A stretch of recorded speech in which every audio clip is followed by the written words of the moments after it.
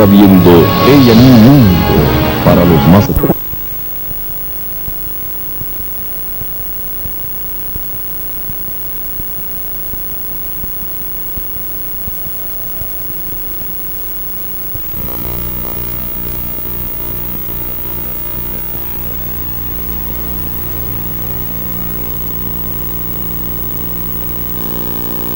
Partió en gira deportiva hacia Chile. La nave nunca llegó a su destino final. Sentí una gran explosión. Pensé, dije, chocó. La puta madre. Ese momento que el avión se despresuriza y sentís el aire y el frío que se empieza a deslizar a una tremenda velocidad y no sabés qué es lo que está pasando. El avión desapareció en medio de la cordillera de los Andes sin dejar rastro. La colisión cobró la vida de 13 de las 45 personas. Muchas más morirían en los días posteriores como consecuencia de las graves heridas, temperaturas que llegaron hasta los 40 grados bajo cero y una enorme avalancha que sepultó al avión. Perdidos en un desierto de nieve, 16 pasajeros lograron burlar la muerte durante 10 semanas. Sin abrigo, sin agua y sin alimento, los sobrevivientes tendrían que hacer lo impensable para salir con vida. Y Nando me dice, rápidamente me dice, yo me como el piloto. Nosotros estamos absolutamente condenados a muerte sin posibilidad de sobrevivir, sabiéndolo. 30 años después del accidente, 4 de los sobrevivientes cuentan su experiencia y el profundo impacto que ésta tuvo en sus vidas. Esta es su dramática historia.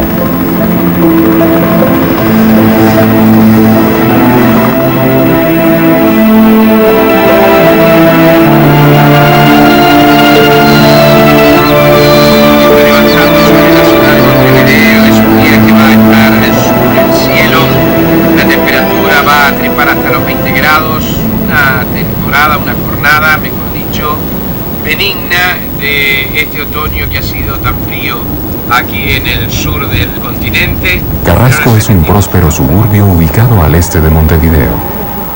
En este exclusivo sector de la capital uruguaya aún viven la mayoría de los sobrevivientes del accidente. Creo que la experiencia de los Andes es como si fuera un experimento de laboratorio. Que vos agarrás 30 animales de una especie jóvenes y los pones en un lugar donde les quitaste todo, les quitaste el valor del dinero, el valor del orgullo, el valor del prestigio, la vanidad, y los pones ahí y decir, bueno, ¿qué pasa si vos agarras unos seres humanos y les quitas todo? Como han dicho los expertos en supervivencia que nos han entrevistado junto a Shackleton, son las dos historias más importantes de supervivencia de los últimos tiempos. Yo por mi parte te digo que ojalá no hubiera estado en esa historia. Nando Parrado y Roberto Canessa fueron jugadores del club All Christians. En 1972 el All Christians viajaba a Chile por segunda vez a jugar un campeonato con equipos de ese país. El viaje a Chile implicaba cruzar la cordillera de los Andes. Durante el vuelo, los pasajeros se percataron que algo anormal ocurría. No pasaron ni 5 o 6 minutos que ya volvimos a volar hacia el norte y digo, claro, ya cruzamos la cordillera. El avión penetró en una nube y comenzó a sacudirse. Luego vinieron unos pozos de aire impresionantes. Por cada pozo nosotros la respuesta era ole. De pronto, las 45 personas a bordo se dieron cuenta que estaban en medio de las montañas. Y ahí sentimos el ruido de pechar contra la montaña, fue eterno. Y algunos que rezan y otros que dicen, Jesucito, no me dejes. Y en ese momento esperé que algo me pegara, me matara. Me agarré del asiento y dije, bueno, voy a ver si Dios existe. El avión había impactado la montaña partiéndose en dos. Se arrancaron todos los asientos, me dio un golpe tremendo adelante, pero un golpe tremendo, pero no entendía cómo no me estaba muriendo. Estaba a la izquierda sobre el corredor, adelante del ala. Después me di cuenta que se había roto atrás mío. Se había quebrado el avión en dos, atrás mío. El fuselaje salió catapultado y se deslizó por una enorme pendiente hasta estrellarse contra un banco de nieve ubicado a 5 kilómetros del sitio de impacto. 13 personas fallecieron en el choque. La pesadilla estaba apenas empezando para quienes lograron sobrevivir el impacto. Y alrededor nuestro era un desastre, un caos, gritos, gemidos e imágenes terribles de sangre y de destrozo. Y bueno, y estaban los heridos unos arriba de otros y fue lo más parecido al infierno del Dante que te puedas imaginar. Roberto Canesa, entonces estudiante de primer semestre de medicina, es hoy un prominente médico especializado en cardiología infantil y reconocido como uno de los mejores de su campo en Uruguay. Realmente la experiencia de los Andes te hace ver que tenés una potencialidad que no estás utilizando. Así que me parece que me ha hecho muy humano para ayudar a los pacientes. Nunca me olvido que mis amigos se salvaron gracias a un arriero, es decir, una persona muy humilde de la montaña que tuvo la generosidad de ir a buscar ayuda 8 horas, ¿no? Y cuando tengo pacientes humildes, pienso que pueden ser los hijos del arriero, ¿no? La primera noche arriba en la montaña, los pasajeros se protegieron con lo que encontraron y durmieron entre los muertos y heridos. Durante la noche, la temperatura descendió a 40 grados bajo cero. 3 personas más perdieron la vida. Mientras tanto, en Montevideo, la capital, las noticias en la prensa no eran alentadoras. Se especulaba que quienes hubiesen sobrevivido al impacto necesariamente habrían muerto congelados. Sin embargo, algunos familiares de los pasajeros del avión atesoraban la esperanza de encontrar a sus seres queridos con vida. El maestro Carlos Páez Vilaró, un reconocido artista uruguayo, tenía a su hijo en el avión accidentado. Yo quería darlos por vivo, así que traté de ingeniarme de todas las maneras para que se realizaran las búsquedas. No creo que haya sido más perfectas las búsquedas nuestras personales que las de ellos, que están ya preparados para eso. El maestro Páez Vilaró dedicaría las siguientes 10 semanas de su vida a buscar a su hijo. Si había alguien que nos estaba buscando, era papá. Digo, no tanto porque creyeran que estábamos vivos, sino porque por su manera de ser, él mismo lo dice, el obstáculo es mi mayor estímulo. Porque uno se va a ir buscando la ilusión. Para mí, por ejemplo, cuando yo miraba la nieve, arrodillado en esos aviones que no tenían asiento, en aviones de guerra, tenía mis ojos llenos de lágrimas, siempre trataba de descubrir algo y de inventarme algo. Yo me reinventaba cada día en una ilusión. Yo creo que era tanta la fe que yo tenía, porque yo tenía una sensación de que estaban vivos, tan fuerte, que la ropa de Carlitos quedó colgando, todo siguió igualito. En mi casa era una fiesta perenne, porque decíamos, estamos esperando a Carlitos, mucha gente creía que estábamos locos. Nunca hubo sobrevivientes en accidentes aéreos sobre la cordillera. Para el Servicio Aéreo de Rescate chileno, encargado de las operaciones de búsqueda, sobrevivir en las cumbres andinas en aquellas condiciones climáticas extremas y en medio de un desierto glacial sin agua y sin alimento era totalmente imposible. El accidente no solo acababa con la vida de los pasajeros del avión, también mataba las ilusiones de sus familiares. Y ya estábamos por casarnos, ya lo teníamos planeado para ese año, y cuando nos trunca todo el accidente en octubre del 72. Mi madre siempre había estado bastante involucrada con mis deportes, y como había asientos libres en ese avión charter, le dije, ¿por qué no venís con nosotros y con Susi a Santiago? Ustedes hacen sus cosas, si quieren van al partido, si quieren van a hacer un recorrido, algo de shopping, y pasamos un fin de semana estupendo, ¿no? Y como en el guión de la vida no se puede prever nada, ¿no? Durante los días posteriores al accidente, Nando Parrado permaneció inconsciente. 3 días después del impacto, recobró el conocimiento.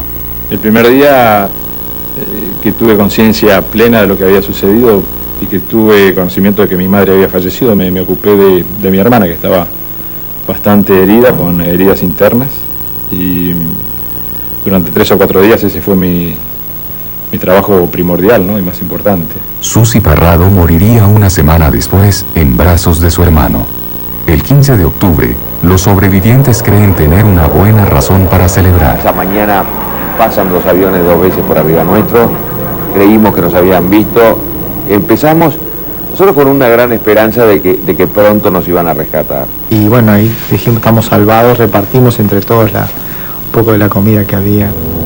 Pero los pilotos no los habían visto.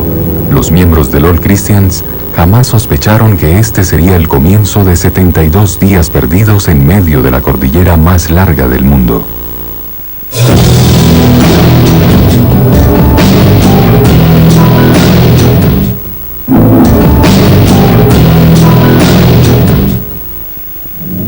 En medio de un crudo invierno que azotaba a la cordillera de los Andes, 26 pasajeros del avión uruguayo accidentado permanecían con vida contra todos los pronósticos.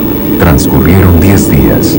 El 23 de octubre escucharon por medio de un radio que uno de ellos llevaba en su equipaje una noticia que mató toda ilusión de ser rescatados. Escuchamos esa noticia infame, pero esperaba que se suspendía la búsqueda. Fue un golpe durísimo, pero por otro lado fue un puntapié inicial a decir, nuestras familias no nos buscan más.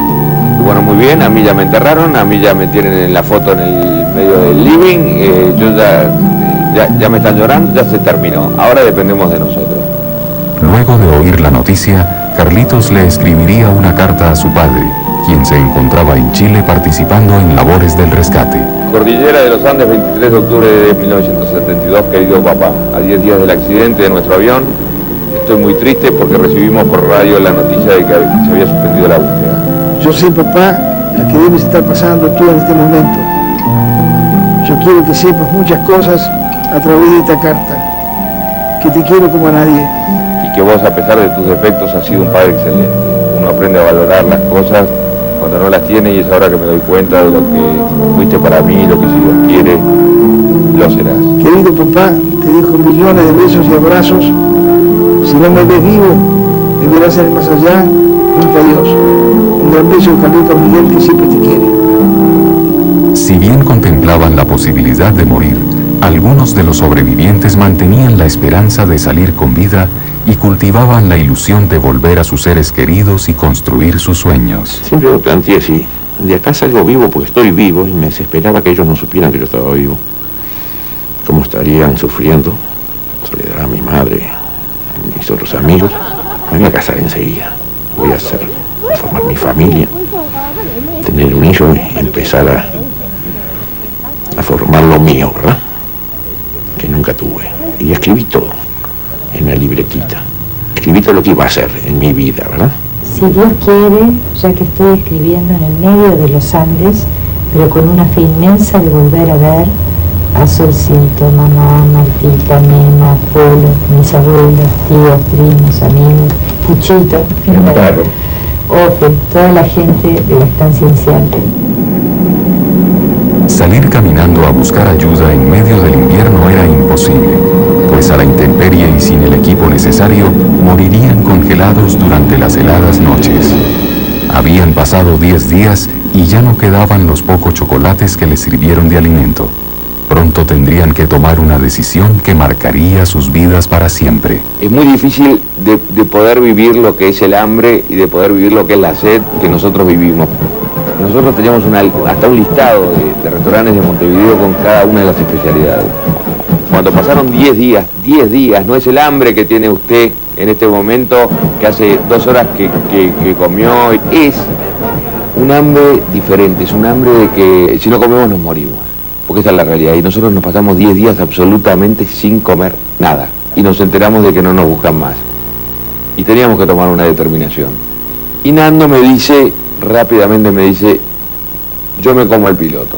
Es un pensamiento creado por las circunstancias, pensamiento difícil de comprender en otra situación, pero en esa sociedad condenada a muerte en un glaciar de gran altitud, para mí significaba solamente el hecho de poder ganar tiempo, de poder sobrevivir y nada más.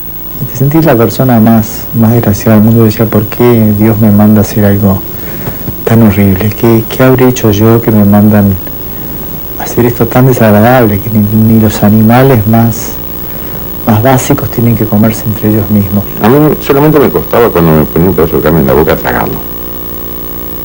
Pero después era costumbre, uno de los trabajos diarios que había fuera de hacer agua era producir la comida, cortarla en pequeñas tiras para que la gente a la hora del almuerzo comiera, ¿verdad?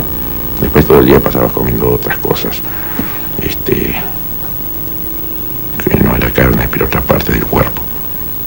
sí, totalmente acostumbrado, hasta el punto de mover un cuerpo, mover un pedazo para sentarte y no mojarte el traste en la nieve. Era nuestro sustento. Ir a comer, ir a un cuerpo, era como ir hoy a la heladera. Como tengo un mecanismo que frente a las situaciones complicadas las trato con humor. Hice una comparación de decir esto parece jamón, pero realmente a mí no se me hizo complicado. No se me hizo nada complicado. Es más, si me volviera a pasar ahora lo haría no espero 10 días. Lo que parecía el obstáculo más difícil de superar, pronto se convirtió apenas en un reto más que debieron enfrentar para sobrevivir. El domingo 29 de octubre cumplieron 16 días perdidos en la montaña. Temprano, se dispusieron a pasar otra noche y se refugiaron dentro del fuselaje. De pronto, un ruido estremeció la montaña y una avalancha desató su furia contra los restos del avión. La avalancha fue el momento, para mí fue el momento más duro de todos, porque era como que Dios me volvía a dar la espalda. Y ahí me acuerdo que dije, la puta madre, me estoy para morir. Primero por decir, después haber sobrevivido tanto tiempo de haber hecho lo que hice. ¿Cuántas veces en la vida pensás que peor de lo que estás no puedes estar? Y estábamos mucho peor que antes, estábamos mojados, el avión en lugar de ser nuestra casa era una trampa mortal que podía matarte, pasar 2 o 3 aviones por encima. Fueron días muy difíciles los 2 o 3 que siguieron porque estábamos enterrados debajo de la nieve en completa oscuridad, mojados, con nuestros amigos muertos allí enterrados en la nieve y comprimidos contra el techo del fuselaje. 8 personas murieron sepultadas bajo la nieve. Vivir en el fuselaje se hacía cada vez más difícil. Éramos unas ratas. Yo cuando llegué de una expedición y vi cómo estaban mis amigos, yo digo, si yo me parezco a lo que son ellos, qué complicados que estamos. Aquí no hay posibilidad ninguna. ¿Qué podía pasar con nuestro grupo? ¿Cómo nos podíamos comportar unos con otros? ¿Hasta dónde podía llegar un comportamiento de un ser humano expuesto y apretado hasta el límite de lo que la conciencia, la mente y el físico puede soportar? Yo acá no quiero estar, por las dudas, no sé qué puede pasar. Su lucha por salir con vida lo convirtió en un líder dentro del grupo. Hoy, Nando Parrado es uno de los productores de televisión más importantes de Uruguay. Bueno, el plan de carrera, más allá de lo prudente... La historia de los Andes me ha llevado a emprender cosas que jamás me hubiera animado a hacer antes. Mi pasión son los autos y yo iba a las competencias de autos antes, a las carreras, y no me animaba a correr. Después que tuve la oportunidad de volver a vivir, digo, yo casi me perdí, casi muero, sin haber intentado lo que para mí era más importante, que era correr en auto. O sea, los Andes me dio el valor y la convicción de que tenía que hacer lo que a mí me gustaba, si no mi vida hubiera sido por segunda vez absolutamente inútil. Nando hizo sus sueños realidad. En 1975, tan solo 3 años después del accidente en los Andes, se coronó campeón suramericano de motociclismo. Y bueno, yo seguí con mi vida, para adelante, con el impulso de siempre, y hoy, gracias a lo que sufrí allí y pasé, tengo la familia más divina del mundo. Mis hijas no existirían si yo no hubiera hecho lo que hice. Tampoco tendría estos años estupendos y divinos junto a Veronique. Entonces, todo eso es mi premio y con eso alcanza. Los pasajeros del avión cumplieron 60 días perdidos en medio de los Andes. Sabían que la única manera de sobrevivir implicaba salir por sus propios medios a buscar ayuda. Nando Parrado y Roberto Canessa liderarían la expedición de salida. Hasta que yo deje de respirar voy a intentar lo que sea posible para volver. Y también decirle a mi padre que yo no estoy muerto. O sea, yo me imaginaba cómo había cambiado su vida. Me llevó al aeropuerto. Un día después, su vida está destruida. Yo tengo que volver y decirle que estoy vivo. Me acuerdo cuando se iban, yo me acerqué hasta donde estaba Nando y me da uno de los zapatos que le había comprado a su sobrino en Mendoza. Y me dijo, Carlitos, quédate con este porque yo voy a venir a buscar el par. Y me dice una cosa que fue para mí grandiosa. Me dijo, y si eso no sucede, y ustedes tienen que disponer de mi madre y de mi hermana, háganlo, porque es lo que tienen que hacer. Canesa intentarían lo imposible, atravesar la cordillera hasta Chile. Del éxito de su travesía dependía la suerte de sus 14 compañeros.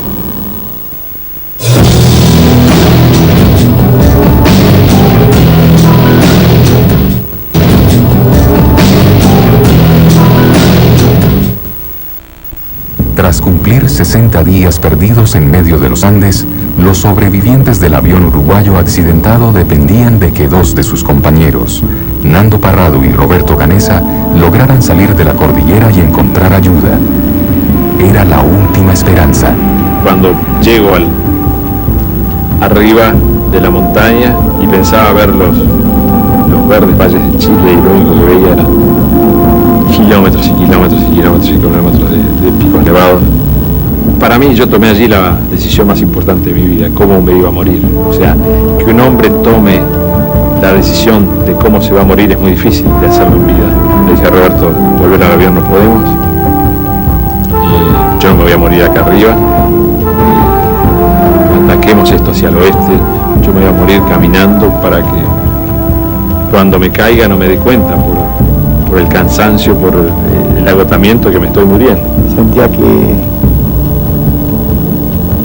era mucho más lindo morir caminando que en cierta manera morir con la esperanza de salir, porque materialmente, ya te digo, eran 70 kilómetros que son 100.000 pasos, o sea que la vida y la muerte habían 100.000 pasos.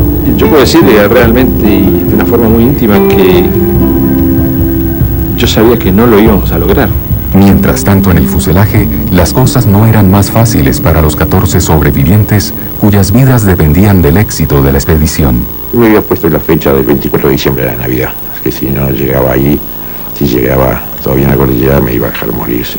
Y de hecho me iba a morir tranquilamente, se apagaba la vida como se apaga una vela que se consumió, ¿verdad? Transcurrieron 9 días desde que Nando y Canesa emprendieron su caminata y aún no se recibían noticias. Cada vez eran más adversas las condiciones, cada vez era más inhóspito, cada vez era más inhumano hacia donde estábamos yendo. O sea que íbamos como empeorando, íbamos yendo hacia Chile, pero íbamos empeorando de un lugar que tú sentías que no era para seres humanos. Finalmente, cuando ya no tenés más fuerza, llegás a ese 10º día donde Roberto estaba sentado mirando hacia otro lado y yo estaba mirando hacia el sol, me acuerdo, y siento que él me dice, veo un hombre a caballo, Nando corrió hacia el sitio donde estaba el arriero, pero el hombre se encontraba al otro lado de un caudaloso río y no lo escuchaba. Entonces, el arriero le arrojó un pliego de papel envuelto en una piedra para que Nando escribiera un mensaje. Soy uruguayo, vengo de un avión que cayó en la montaña, tengo 14 amigos heridos arriba, ¿dónde estamos? Por favor, ayuda, vengan a buscarnos. Entonces digo, no la firmo porque pierdo 5 segundos. La volví y se la tiré a través del río y creo que fue la mejor carta que escribí en mi vida, ¿no? Carlos Páez Vilaró llevaba 10 semanas buscando a su hijo sin descanso.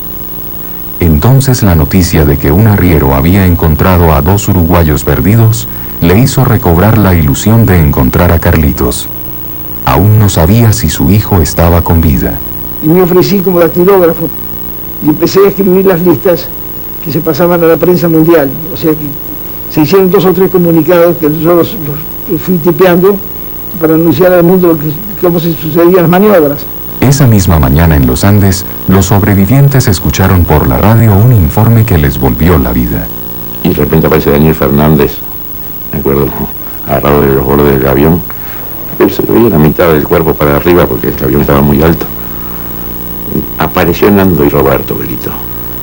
Fue tan divino, salté para afuera, abrazándonos con los demás. El viernes 22 de diciembre de 1972, 2 helicópteros de la Fuerza Aérea Chilena llegaron hasta una vereda llamada Los Maitines, donde se encontraban Nando Parrado y Roberto Canesa. ¿Qué mensaje podrías entregarle tú en este momento a tus padres? ¿Qué le dirías tú ahora? A mi padre, que uno de los pensamientos fundamentales que me mantuvo vivo durante dos meses fue tratar de verlo de nuevo, ya que sé que en este momento me debe estar precisando y llorar mucho, ¿no? La pesadilla parecía llegar a su fin, pero uno de ellos tendría que arriesgar su vida y guiar los helicópteros a través de los Andes hasta el sitio donde se encontraba el fuselaje. Y yo tenía mucho miedo de subirme allí porque digo, yo ya estoy salvado, quiero volver a mi padre y si me pasa algo en este helicóptero. Y no iba a ser un rescate fácil porque había que superar las cumbres más altas de los Andes. Los pilotos intentaron pasar y no podían, no había aire suficiente para que las aspas pudieran elevar los helicópteros por la altura. Había mucha turbulencia, el helicóptero se ponía de costado, los pilotos gritaban un poco entre ellos, yo les gritaba a los pilotos. Bajamos al final, buscamos un paso más al sur y obviamente pasamos.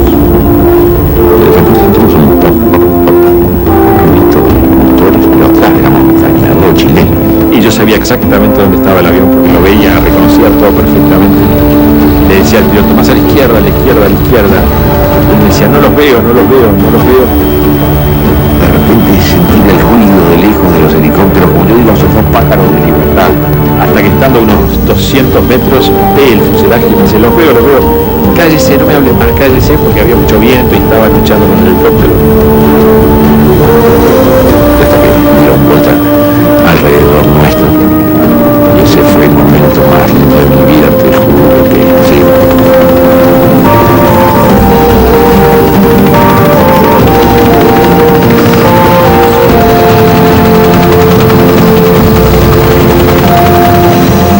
Rápidamente a un helicóptero, el primero que fui con Eduardo Strauch, que pude llegar, que me subí, no me acuerdo cómo, me subí. Y es muy rápido. De repente el helicóptero ya está volando y se está yendo, ¿no? Ya veo el fuselaje que se aleja y que nos vamos.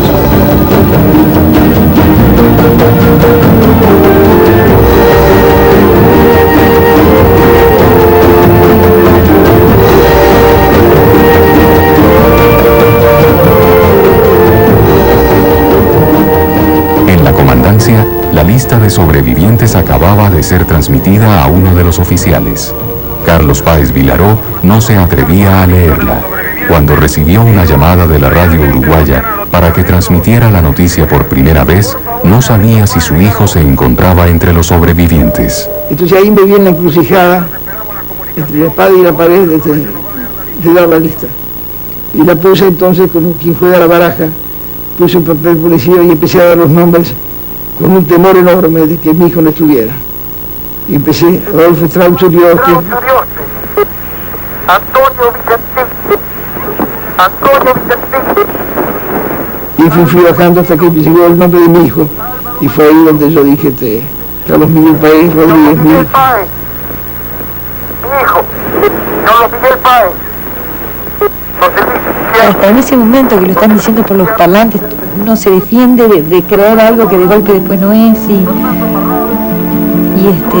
entonces quise bajar abajo de donde estaban en el sótano de Rafael Ponce León con la radio, que yo sabía que él si sabía algo me iba a decir la verdad. Y ahí se armó una bataola de gente en mi casa, impresionante, la prensa, y estuvimos ahí de corrido prácticamente 72 horas sin dormir.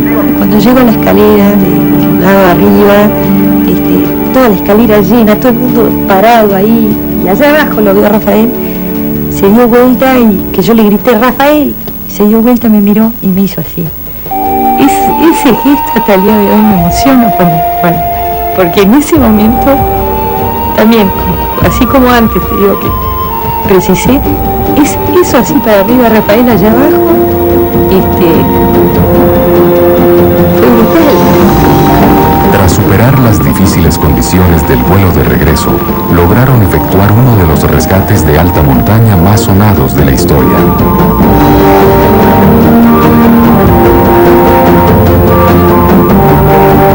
Fue gracioso porque, bueno, después de miles de peripecias en el helicóptero que nos subía, que todos llegamos finalmente a donde estaba el primer campamento militar, y Eduardo Strauch con mucho romanticismo, después que bajamos, que nos abrazamos, con todo, pero me muestra una flor, como diciendo, mira qué lindo color, entonces yo agarré la flor y me la comí. Cuando doy el gran abrazo a Carlitos, que aún me duele, me di cuenta que estaba bien y sentí como un complejo de pensar de que otros padres no podían tener esa satisfacción. Los sobrevivientes recién rescatados fueron llevados al hospital más cercano, donde los esperaba una multitud de gente. Cuando llegamos al hospital, yo sabía que el coche estaba en condiciones menos que regular, porque había perdido mucho peso.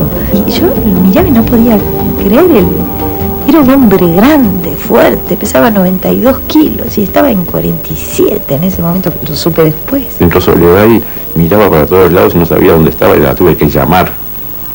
Estaba comiendo, me parece, y vino, y la encontré tan linda, pero gorda. Estaba, no sé si hasta la visión había adelgazado tanto que había la gente gorda. Cuando vi a mi padre, recuerdo el momento del abrazo, recuerdo que yo lo levanto en el aire porque digo, ves, todavía tengo fuerzas como para esto. En ese momento me pregunta si mi madre y mi hermana estaban vivas. Un abrazo interminable, fuerte, y que significó para los dos una nueva vida, ¿no? El encuentro fue impresionante porque nos abrazamos, pero así nos rodábamos por el suelo los dos, ¿no? Pero lo más impresionante es que no sabíamos qué decirnos. El grupo, que se mantuvo con vida durante largo lapso, alimentándose con chocolates, queso y líquenes, perdieron un promedio de 15 kilos. Y entonces de repente pone la cara muy seria y dice, mamá, no sabe las cosas que tuvimos que hacer. Y entonces me dice, fue así exacto, nos dijo así, nos comimos a los pilotos. Pronto la prensa se enteraría. El mundo se escandalizaría con las noticias de canibalismo. Los sobrevivientes estarían a punto de empezar una nueva pesadilla.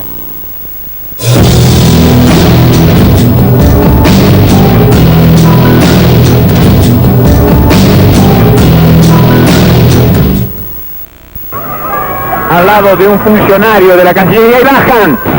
El 28 de diciembre de 1972, luego de 10 semanas perdidos en los Andes, los sobrevivientes del accidente del avión de la Fuerza Aérea Uruguaya regresaron a Montevideo. Algunos de ellos descienden con dificultad.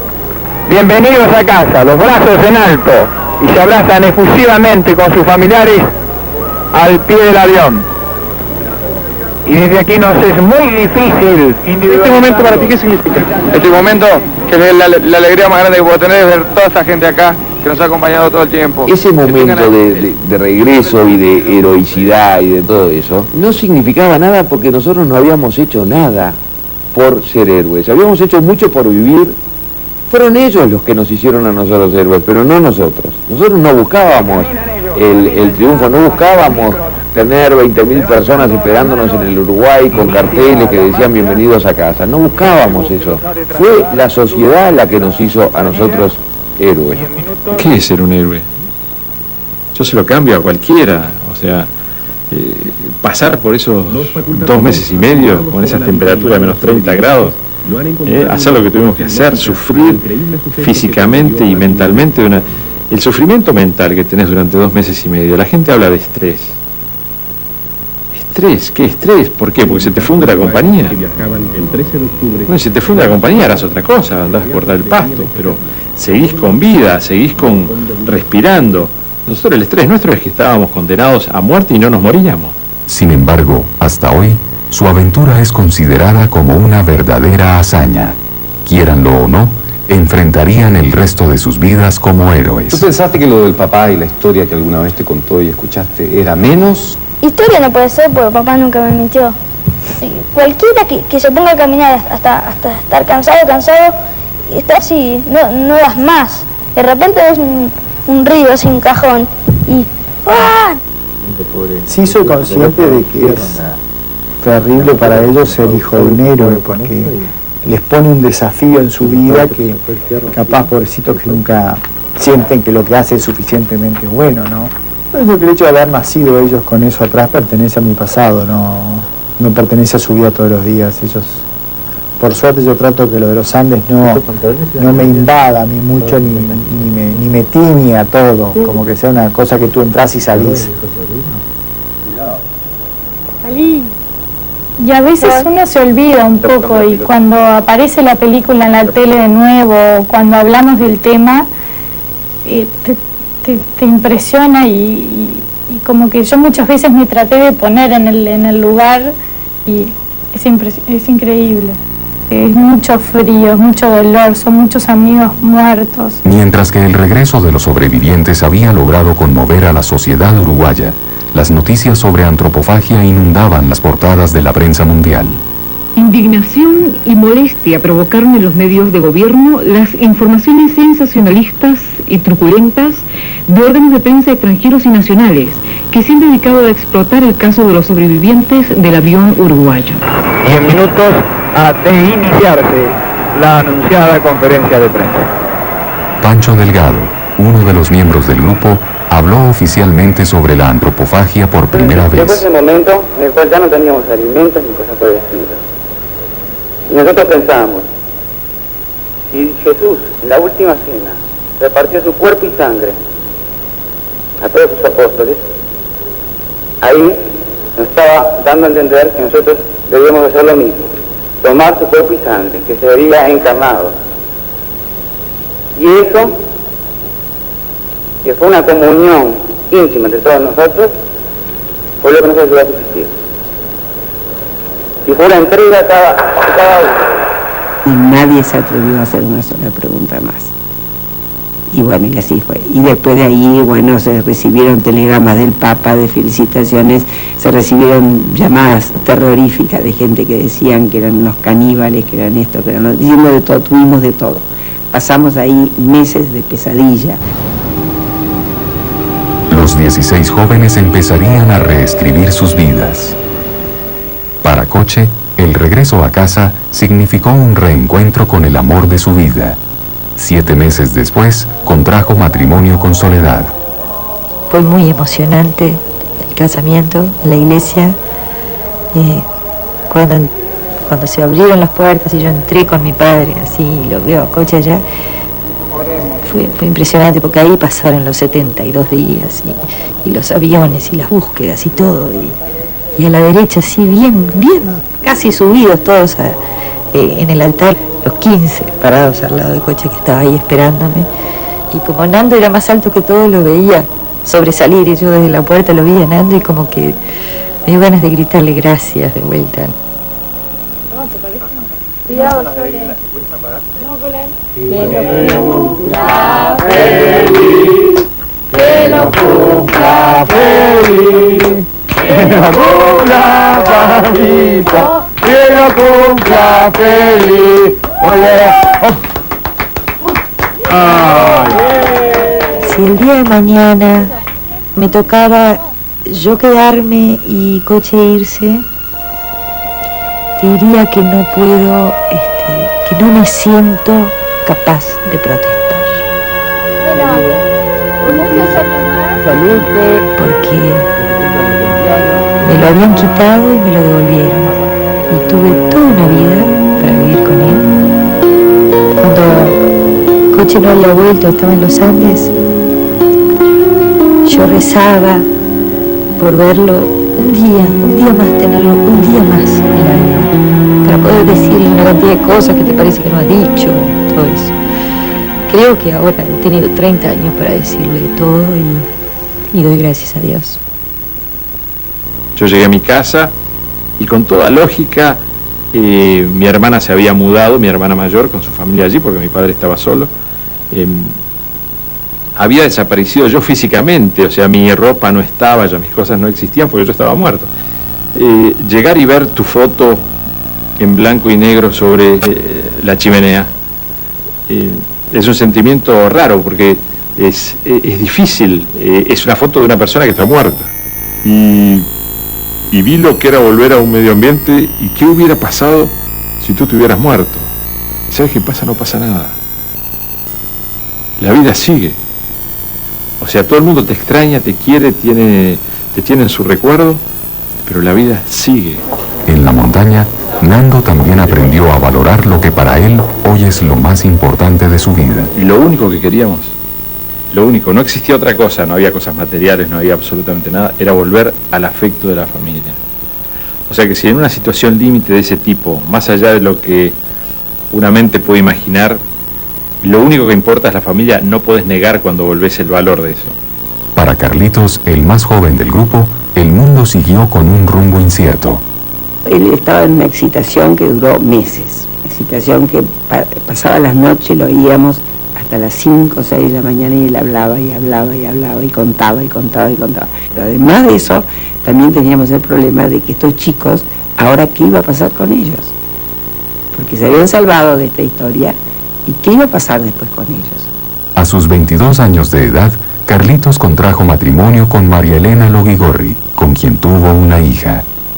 Hasta que siguió la historia del periodismo y de las televisiones y de todo eso, y ahí él empezó a enganchar en ese mundo y ese mundo lo distrajo, ese mundo lo sacó un poco de su centro, empezó a tomar alcohol y también droga. Yo no acudí al alcohol y a la droga por la historia de los Andes. A mí el alcohol me gustaba antes de los Andes, esa es la realidad. O sea que hubiera sido alcohólico de cualquier manera. Lo que pasa es que también me facilitó mucho los Andes.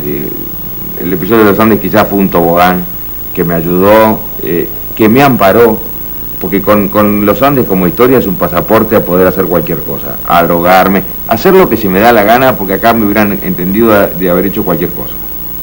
Pero la gente dice, si este pasó los Andes, puede hacer, yo le perdono lo que sea. Su dependencia del alcohol y de las drogas motivaron el rompimiento con su esposa. Hoy, luego de muchos años de tratamiento, Carlitos se encuentra rehabilitado y dedica su tiempo a trabajar en relaciones públicas. Me dediqué a la venta de pintura, fui un marchand de arte, que me fue bastante bien, curiosamente, pero como estaba en aquel momento muy vinculado con la droga, toda la plata que ganaba ahí me la gastaba en drogas y un desastre. Después, cuando me empezó la recuperación de drogas, me dediqué a la publicidad y ahora me estoy dedicando a la parte de relaciones públicas y trabajo con algunas empresas, tengo alguna cuenta publicitaria y así funciono.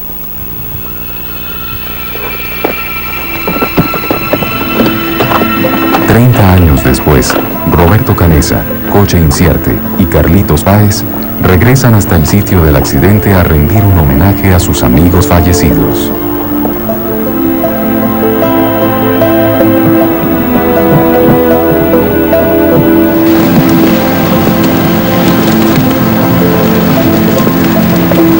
No debería haber vuelto nunca, pero la atracción es muy grande y allá están los cuerpos de los amigos, ¿verdad?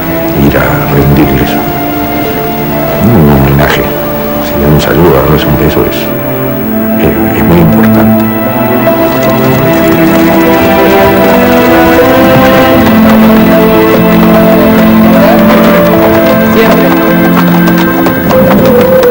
Nunca pensé que iba a volver a ese lugar espantoso y sin embargo hay como una curiosidad de ir y ver si realmente era tan difícil ese lugar o si realmente te lo imaginabas.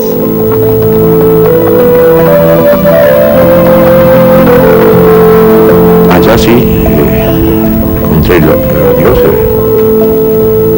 sentí la mano de Dios. Si ese mundo entre los hombres me hace no concluir, pero sí saber que Dios existe y que está en el hombre y se expresa a través de él.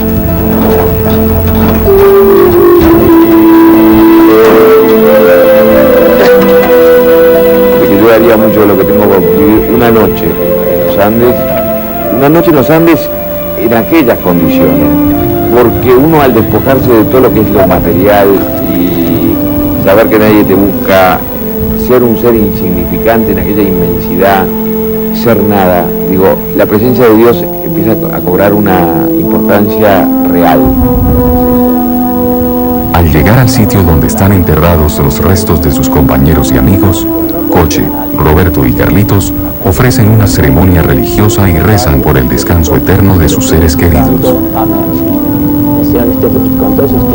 La historia hasta los Andes es una historia del ser humano, del comportamiento humano, y es una historia de cómo el hombre se organiza para sobrevivir en las condiciones más adversas y cómo la ayuda de Dios es un motor que permite que se mantenga la lucha por la vida. La verdad que vinimos a elegir un lugar bien duro, Decía el otro día René, si no suena contrabando, el arriero, que nunca había pasado un ser humano por acá antes. ¿Y a qué mierda iba a venir, no? No hay nada, un solo pasto, no hay un pájaro. Los lazos de amistad que los sobrevivientes estrecharon en la montaña se mantienen vivos. Mira que pinta Parker. Frecuentemente se reúnen a compartir su experiencia y a reflexionar sobre el profundo impacto que ésta tuvo en sus vidas. Caneta, pero sacaste 2000 fotos, Caneta. Si yo pudiera reescribir mi vida, ese día que íbamos con mi familia hacia el aeropuerto, le hubiera dicho a mi padre, dobla acá y vamos hacia el otro lado. No, porque no hay cosa en el mundo, no hay 1000 vidas que puedan, 1000 vidas estupendas que puedan pagar lo que pasó. Me aseguraron que ningún amigo se muere, que me voy a casar con la misma persona y voy a tener mis mismos hijos y voy a cultivar las mismas amistades que tengo. Solamente, y por eso volvería a pasar los 72 días y me aseguraran eso.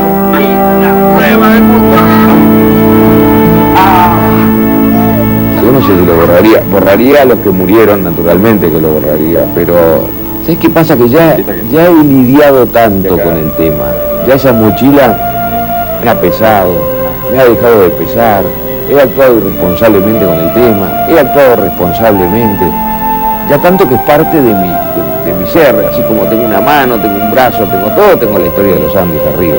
No me imagino cómo sería estar sin ella. Si pudiera ahorrármelo, obviamente me lo ahorraría, pero creo que igual la vida siempre tiene gran porcentaje de tristezas, que es lo que te templa y te hace una persona más íntegra, que como siempre pienso, cada uno a su manera tiene su cordillera de los Andes. Es muy difícil llegar a comprender lo que nosotros pasamos allí, ¿no? Por suerte fue hace 30 años y solamente se vive una vez. Que voy a tener duelo durante toda mi vida por lo que pasó. Ya sufrimos demasiado allí, o sea que para mí el día siguiente de salir de allí comenzó una nueva vida también, ¿no?